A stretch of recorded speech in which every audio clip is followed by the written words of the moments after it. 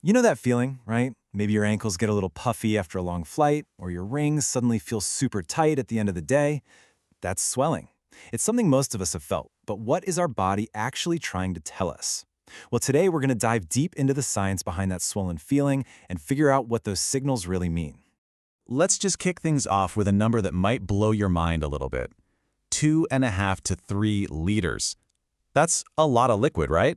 We're talking more than a big 2-liter bottle of soda. So what on earth does that have to do with swelling? Well, believe it or not, that's how much extra fluid your body can hide away in its tissues before you even start to see any visible signs of swelling. This is what doctors call peripheral edema, and that's exactly why we need to talk about this. By the time you actually see it, your body's fluid management system is already way past its limit. Okay, so what is this swollen feeling really? What's the official name for it, and what's actually happening inside our bodies? Let's get a nice, clear definition. So peripheral edema is basically when extra fluid gets trapped in what's called the interstitial space. I know, it sounds super technical, but it's actually a pretty simple idea. Just imagine the bricks in a wall. The interstitial space is like the mortar in between them. It's this fluid-filled network that surrounds and supports every single one of your cells. When too much fluid leaks out of your bloodstream and gets stuck in that mortar, boom, you've got visible swelling. Now, whenever a doctor sees swelling, they basically turn into a detective. They're on the hunt for very specific clues to figure out what's really going on under the surface. So let's look at the first two big clues they search for. The very first question is, where is the swelling? Is it just on one side of the body, what we call unilateral, or is it on both sides, bilateral? And this is where it gets really interesting, because this one simple question, one side versus both, completely changes the investigation. See, one-sided swelling usually points to a local issue, right? Like a blood clot or an infection in just that one leg. But swelling on both sides, that's a huge clue that something systemic is going on, something affecting the whole body, like an issue with your heart, your kidneys, or your liver. All right, the next major clue comes from a really simple physical test. What happens when you actually press down on that swollen spot? If you press on it firmly and it leaves a little pit, a little dent that sticks around for a few seconds, well, our detective has just found pitting edema. This is a classic sign that there's just too much fluid floating around in the whole system, often pointing back to those big systemic conditions we just talked about. But if the tissue is firm and it just bounces right back, that's non-pitting edema, and that clue sends our detective down a totally different investigative path, maybe towards a problem with the body's drainage system, the lymphatics, or even certain thyroid issues. Okay, so we know what it is and how doctors look for clues, but why does it happen in the first place? Well, it all boils down to this really delicate balancing act of forces happening inside our tiniest blood vessels. Let's break that down. First up, you've got something called hydrostatic pressure. The easiest way to think about this is as the pushing force. It's kind of like the water pressure in a garden hose. Inside your capillaries, this pressure is constantly pushing fluid out into your tissues, which is a good thing. That's how we deliver oxygen and nutrients to our cells. But you can't just have pushing, right? To keep everything balanced, you absolutely need a pulling force. And that's where oncotic pressure comes in. This pull is created mostly by proteins floating in your blood, especially one called albumin.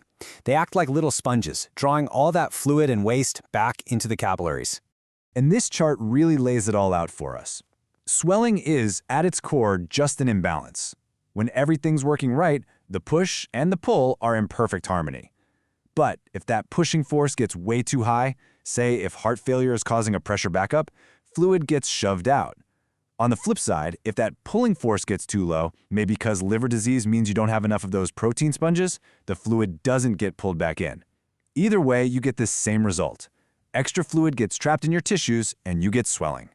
So now that we get the mechanics of the leak, let's connect that to the real-world conditions that cause it, and talk about how doctors actually track down and fix the root of the problem. That whole push-pull imbalance can be triggered by a few main categories of problems. We've talked about the big systemic conditions and the local ones, but sometimes the capillaries themselves just get leaky. Think about a bad burn or a big allergic reaction. Or the body's own garbage disposal system, the lymphatics can get clogged up, and believe it or not, it can even be an unexpected side effect of common medications like some types of blood pressure drugs. So figuring out the why is a really logical process. It all starts with a deep dive into your history. When did this start? What makes it better or worse? Then comes that physical exam we talked about, checking for pitting and all those other clues.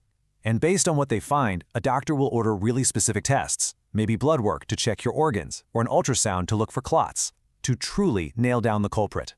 And this brings us to what is maybe the most crucial point of all. You don't actually treat the swelling. The swelling is just the messenger. You have to treat the underlying thing that's throwing that fluid balance out of whack in the first place. And that treatment has to be tailored directly to the cause. So if the problem is fluid overload because an organ like the heart is struggling, a doctor might use diuretics, which are often called water pills. If it's more of a plumbing issue, like weak veins, the fix can be as simple as propping your legs up or wearing compression stockings. And for something dangerous like a blood clot, you go straight to anticoagulation therapy. It's always about fixing the root cause. So after all that, after our whole journey through the science, what's the big takeaway? What is swelling really truly telling us? Well, the medical experts are pretty darn clear on this. As our source material from Stat Pearls puts it, peripheral edema isn't just some little inconvenience. It can be a critical, early warning sign of some very serious underlying diseases. And that's really the most important thing to walk away with today. The swelling itself is not the disease. It's a signal. It's a message your body is sending up, loud and clear, that something, somewhere, is out of balance. It's a call to action, telling you to pay attention.